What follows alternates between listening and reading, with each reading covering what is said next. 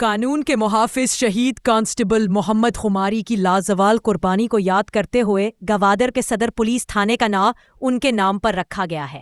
اس سلسلے میں ایک پروقار افتتاحی تقریب کا انعقاد کیا گیا جس میں D I G Makran range Parvez Umrani, S S P Gwadar Zia Ahmed Mandokhel اور شہید محمد خماری کے بھائی اسماعیل نور نے مشترکہ طور پر شہید محمد خماری پولیس تھانہ کا افتتاح کیا۔ افتتاحی تقریب کے دوران D I G Makran range Parvez Umrani نے شہید محمد خماری کی جرأت و بہادری کو سراہا اور کہا کہ ایسے عظیم اور بہادر سپوت قوم کے لیے ہمیشہ فخر کا باعث ہیں۔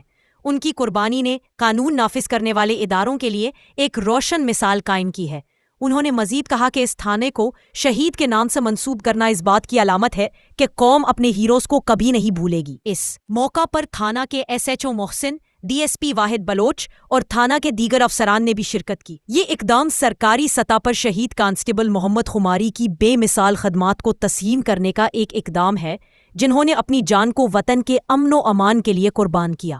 بڑی فخر کی بات ہے آج کہ جو شہید ہمارے ہماری جنہوں نے اپنے خون کا نذرانہ دیا ہے، پورے بلوچستان پولیس کا انہوں نے سر فخر سے بلند کیا ہے۔